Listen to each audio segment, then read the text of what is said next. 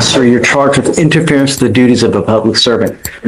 You're facing up to 6 months in jail and or a $2,000 fine. We are going to do probable cause. You have the right to remain silent. Anything you say can or will be used against you, sir. Right away, this sounds like a routine probable cause hearing, but don't let that fool you. The charge may seem minor compared to what you're about to hear, but the real question is this: did this defendant actually interfere with police, or was he simply trying to get to his own home? Stay with us because this case takes an unexpected turn. Yes, sir. On March 28, 2025, an officer was in the process of serving a capital murder warrant on a suspect in Harris County, Texas. While conducting a felony stop, the defendant, who was identified by his Texas ID card, pulled up on the officer's perimeter, got out of their motor vehicle, and began walking to the residence where the murder suspect was. The officer's supervisor ordered the defendant to stop and stay right there. The defendant refused and continued to ignore officers while walking towards the residence. The officer's supervisor ordered the defendant to step back multiple times and then grabbed the defendant and took him to the ground. Him? Yes, Your Honor. Was he the capital murder suspect? No, Your Honor. Hold on. Did you catch that? The judge immediately asked the question everyone watching is thinking: was he the capital murder suspect? And the answer is no. That's a huge distinction. This defendant isn't accused of murder. He's accused of ignoring police commands during an active, high-risk operation. So now the focus shifts from who he is to what he did. What would you have done in that situation? I lived there. Stop. Oh, sorry. I believe that they were in the process of serving a warrant on someone else at the residence, and that's when they came in contact with the defendant. Ordered him to stop. He refused to stop going towards the residence. Your Honor.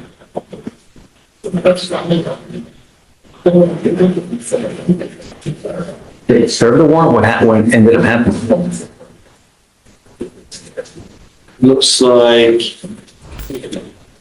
refusing commands. This is where courtroom cases often become more complicated than they first appear. Police say he ignored repeated commands. The defendant says he lives there. During a felony stop involving a suspected murderer, officers have to secure the entire scene. But does that automatically make the defendant's actions criminal?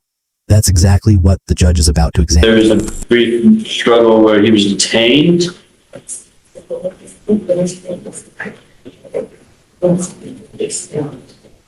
Was the murder suspect there? I'm not sure, Your Honor. It does not say. I have no further facts that show if the warrant was complete on the warrant or not, Your Honor, or completed at the time.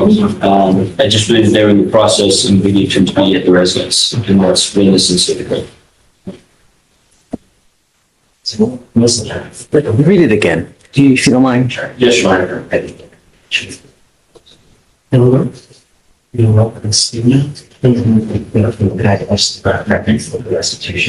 March 28, 2025, the law enforcement officer and Squad 5 of the Houston Police Department's Gang Division served a capital murder warrant for a suspect observed inside a truck at a nearby residence. While conducting a felony stop, the defendant, who is identified by his Texas ID card, pulled up on the perimeter, got out of the vehicle, walked to the sidewalk, and began walking to the residence where the murder suspect was. The supervisor then ordered the defendant to stop and to stay right there. The defendant refused and continued ignoring officers and walking towards the residence. The supervisor ordered him to step back multiple times, but the defendant was once again ignored the officers. The law enforcement officer grabbed the defendant and made him off balance. And now comes the moment that changes the entire hearing. Listen closely. The judge starts noticing inconsistencies in the prosecution's version of events.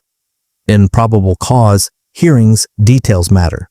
If the facts don't line up, the court isn't just going to accept the report at face value. Watch how carefully the judge begins pulling this apart. Okay, so now, but when you first started, you said they were going to a capital murder suspect in a car. Yes, Your Honor. That's what, so I was originally reading the summary, and I'm going straight from the agenda now, Your Honor.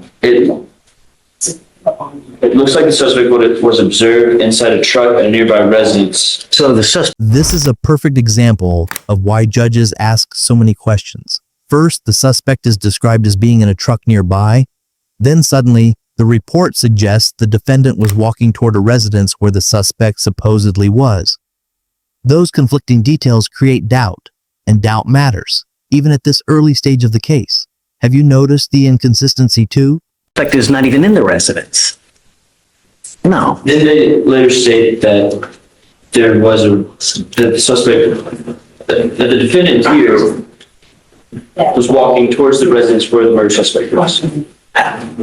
I'm not sure, Your Honor, I have nothing further. I'm gonna find no probable cause in your case. Just be careful, man. When you get into a pissing match with I understand. who's gonna win, They are. In the end, the judge finds no probable cause, meaning the evidence presented wasn't strong enough to support moving forward on this charge at this stage, but the judge also leaves the defendant with a warning. Getting into a confrontation with officers during an active police operation is almost never going to end in your favor. Do you think the judge made the right call? Let us know your thoughts in the comments. I understand. no. Yes, sir. All right, hand it. All right. Did that? Please. Judge, the arrangements we have left, we're waiting on the attorneys to show up. Okay. So Johnson, we're done for now. If anybody can still